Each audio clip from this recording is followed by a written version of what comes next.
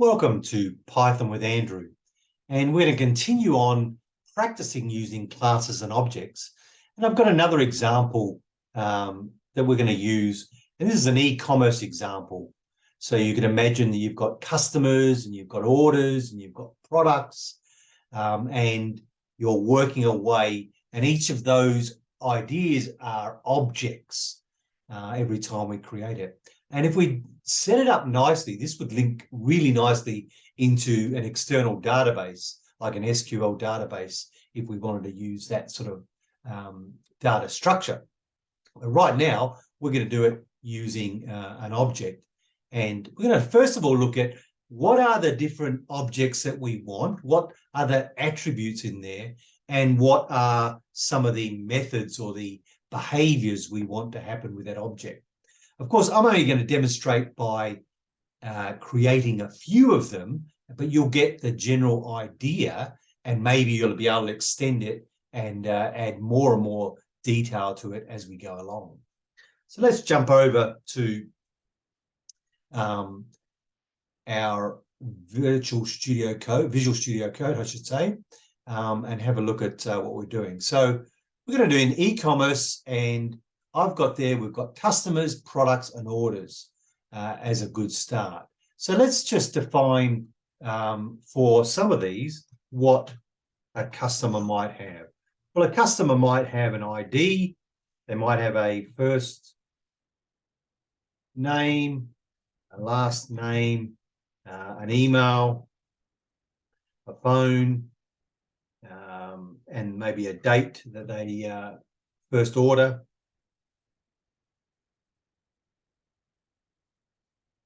They also might have an address, many addresses, in fact, maybe a shipping address and a billing address, and they themselves would be objects.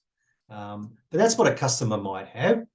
And let's say for the products, they might have another code or a product ID. I'll call it a product code.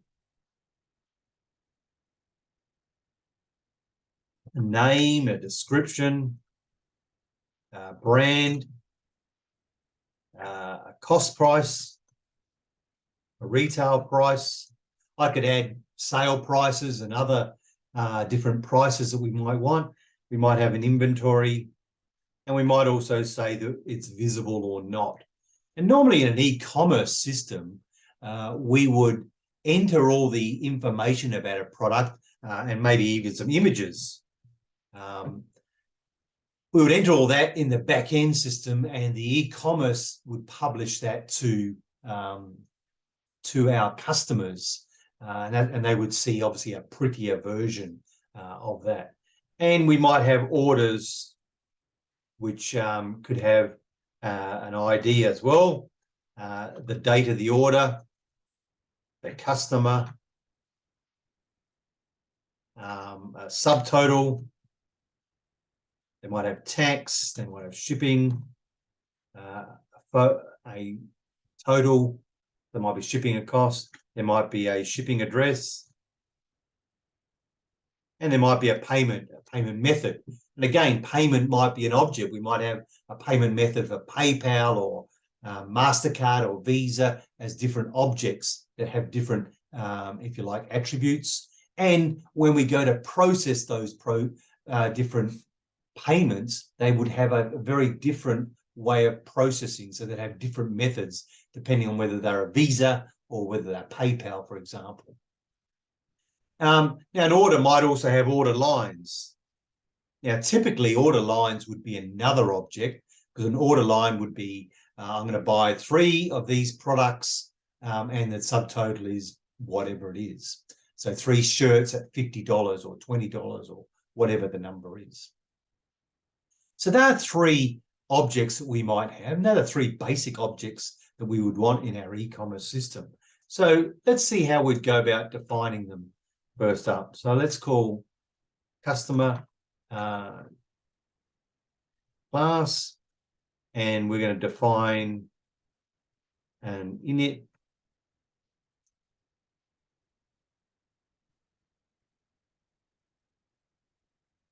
And we're going to pass the first name, last name, and email.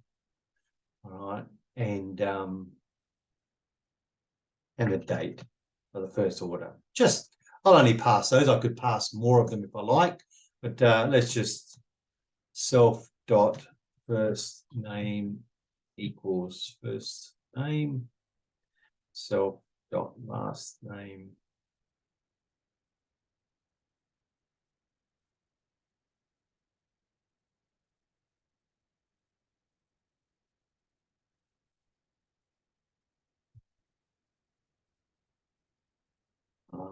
That's a simple initialization function. Now, in reality, if I was creating this, I would do a lot more error checking. I would want to make sure that the first name is valid, whatever valid means. Maybe it has to be characters. Maybe I want to make the first letter uppercase.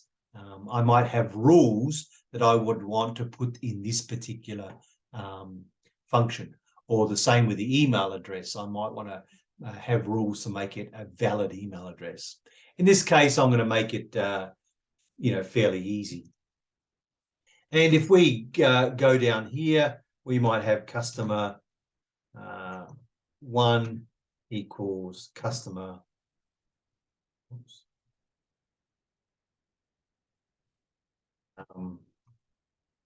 Fred Smith. Email, it's fred@gmail.com. Make that into a text. And the date of transaction, we're going to just put December. I won't worry about a full date. So that would create our customer, which is good. And normally I'd put all the definitions up the top, but I'm going to build it as I go along. We need some products. So let's create a class for the product.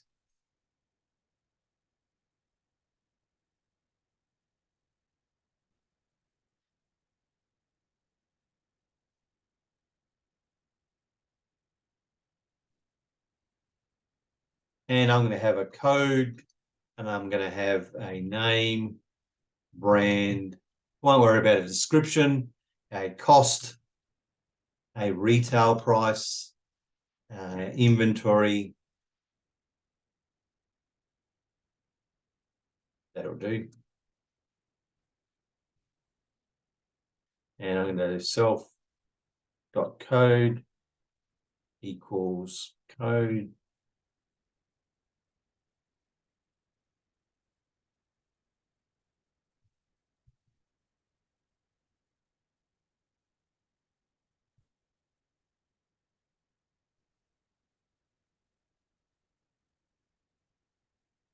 That's for today.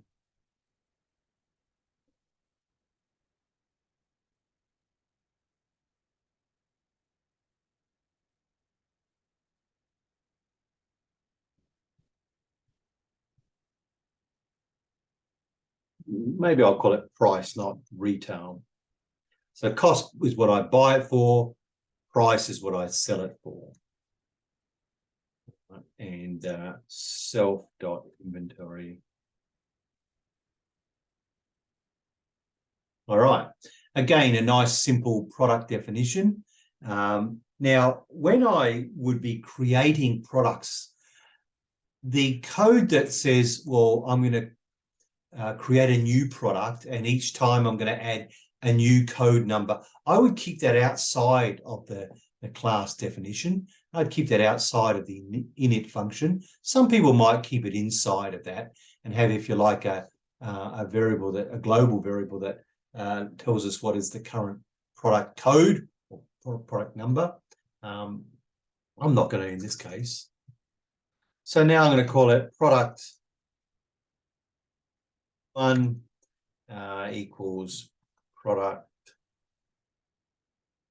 and the code's going to be 1, and I'm going to call it, the name of my product is going to be chips, and the brand is going to be, we have a brand in Australia called Smith's. I'll use that as, so these are potato chips that I like eating, and the cost let's say this is the cost if you were selling it. So let's say it's $1 and the sale price is $2. I'm just guessing numbers there. And we have 25 of these in inventory. So you can see that I've got different types here. I've got some strings, I've got some integers, I've got some floating points, and that's fine. And let's create a second product just so that I've got 2 products in there. And this time I'm going to do chocolate by Nestle. And we're going to say that costs $1.25 to buy, and we sell it for $2.95. And we've got 15 of those in stock. All right. So already I am creating products and I'm creating customers as I go along. Now, remember, the sequence would be a bit different. The sequence would be, as the owner of this system, you would create products. Then you would publish it to the internet, all your products. Then someone would come along and say, I'm going to buy it. So if you like, this customer would come up after you've created your products. Now, I could keep creating products. We could have 50 products, but we get the gist. And of course, if I run this, nothing will show up because I'm not printing anything out. But just to show you that we have something in there, let's put product 2.name product 2.brand product 2.price. Right. Let's just print that out. And you can see we've got chocolate, Nestle, $2.95. That just shows you that our program's working, which is good. So let me comment that out. Clear it up over here. And the last thing we want to do is, now we have a customer coming in and they want to order something. So we need to create an order class. And define the init.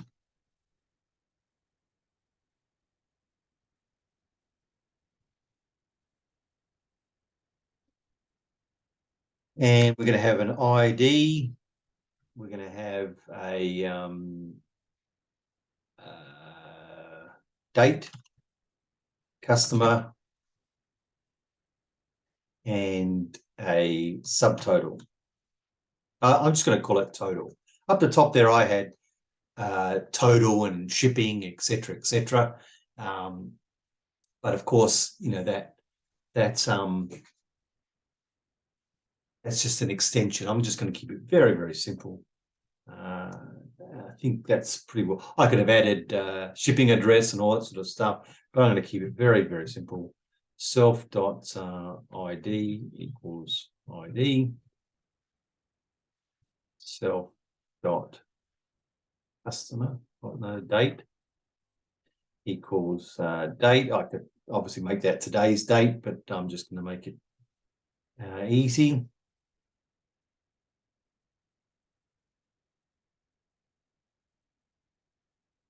And self.total, when I do this, it's going to be equal total equals 0. When I start this order, it's going to be 0.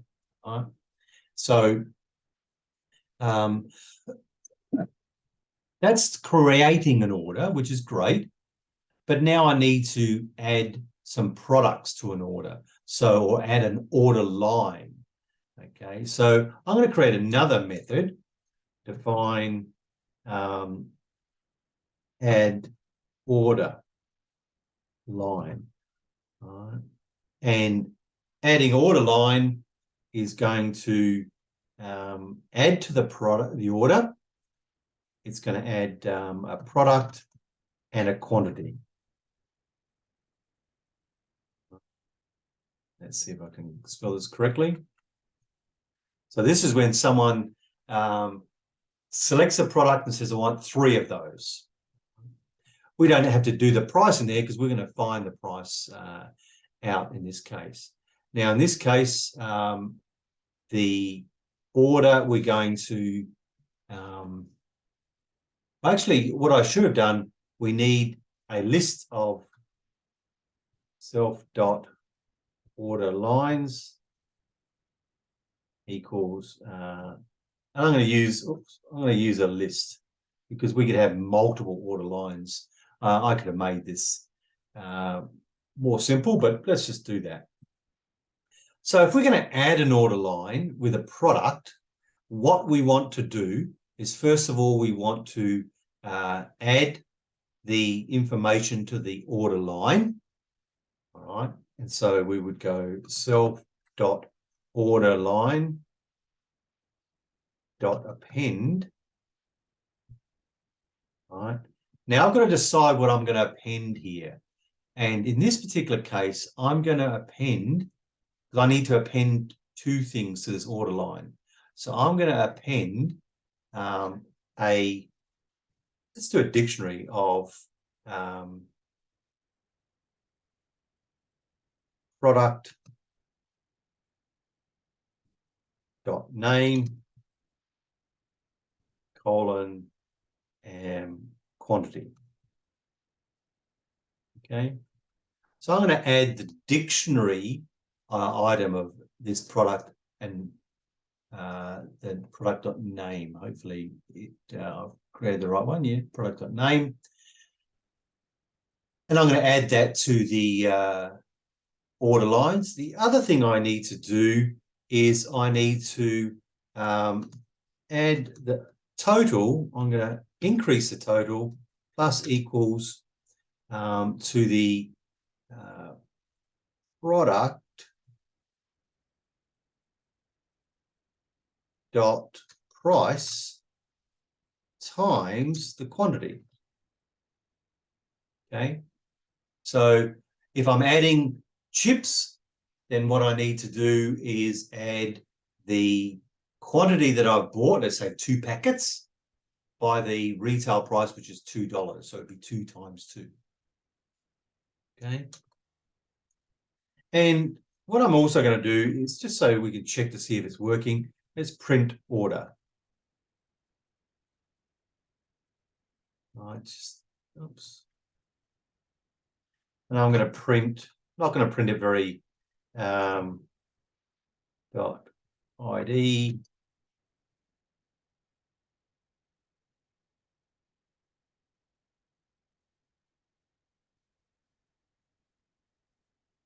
customer dot name and self dot total and then self dot order lines.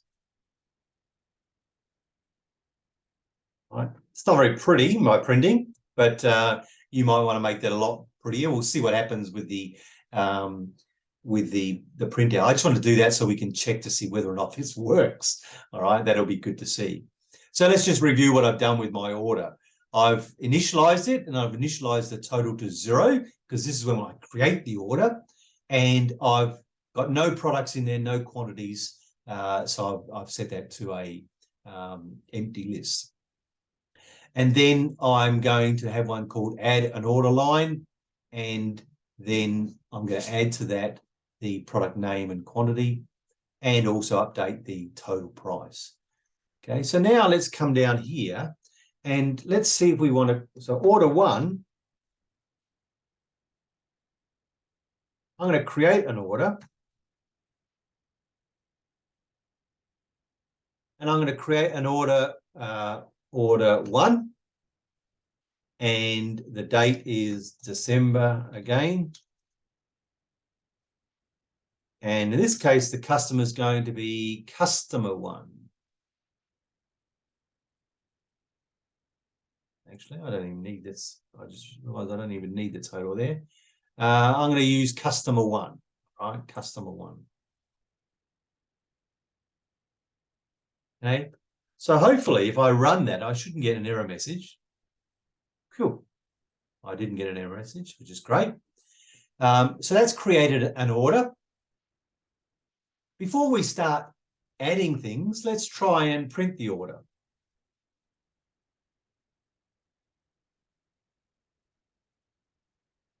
Let's see what it looks like. Oh, I do get an error. All right. Customer attribute doesn't have a name. Okay, what did I made a mistake there. Customer first name, sorry. Customer.first name. Okay. And so let's see if that fixes it. Yeah, okay. So that fixes it. We've got order number 1. It's in December. Fred, no total, no nothing. So I've just printed that order. That's before we start shopping. So let's start shopping now. And this order, we want, order 1, we want to add order lines because the person's buying something. In this case, we're going to buy product 1, and we're going to buy 3 bags of chips. Okay, so that's product 1. We're going to add 3 bags of chips. Now, of course, the user wouldn't type this in. They would be clicking on add to cart. Behind the scenes, we would know that it's not chips, but it's product 1. So if I now run this, oops, let me try and print the order after this. Let's see if we've added a bit more. Yeah, you can see we've added 3 lots of chips. And we can see that the total has gone up to $6. So bit by bit our order is, so let's add product 2. And you've got to have 3 packets of chips. You've got to have at least 3, let's have 2 blocks of chocolate, all right? And then let's print the order out. So hopefully this should show us adding, first of all, our chips, then our chocolate. So you can see down the bottom here, my program is as if we were clicking boxes in a website. This is what's happening behind the scenes. And if you like, our data structure is bit by bit increasing the values there. Now, of course, what I should have now at the end is have a complete order or checkout. And in that checkout, that might, if you like, print out what we've got and ask you to accept it and maybe add your payment details and then check out. So we could certainly extend that further than we have now. But I won't do that. I'm going to let you do that. I wanted to show you the basics of using objects, and you can see how quickly we were able to build objects by thinking about the actual object. So, for example, if we talk about products, if you were in a business and you had products to sell, they would have a name and they'd have a quantity and they'd have some inventory, etc. What I didn't do in my adding order line, I actually didn't deduct the product inventory. I didn't even check that we had enough stock. So I could even update this and add the order line. So I could go product dot inventory minus equals quantity. Okay, but it would be better for me to double check that we have enough in stock and maybe provide a message if we don't. So I haven't done the error checking, but you understand what's happening. And it gets quite complex because up here I defined a product. That was quite easy. And then I built a few objects or a few products. Up here I built the customer definition, and then I created one customer. And then the fun started when I created an order, because that's really when a lot more behaviors happen. And I set up an order to start with. And then I had this adding an order line, and you could see that the adding order line updated the order object, it updated the product object, etc., etc. So it did a lot of work in the background. But you can see that my code is fairly clean the way I've done it this way. And then down the bottom here, my main program is really me using the order facility so that I can check that it's all working. And of course, the biggest difference is if I had a nice graphical front end, this would be done with clicks of a mouse, not me typing them in, certainly not the user. Anyway, I just want to show you that as another example of using classes and objects. and hopefully you get a sense that it's fairly easy and intuitive when you start getting a bit more practice. So my advice is to take this idea and maybe extend it a bit. Add what happens when we do the checkout, what happens when we have a payment, etc., etc. See if you can extend it and let me know how you go in the comments. As always, if you're enjoying this, subscribe so you'll get more videos as I create them. Also, it'd be really good for me. I really appreciate it. If you have a friend that's learning Python, share the channel with them so that they get to see some good ideas and tips and hints. Thanks very much and have a great day.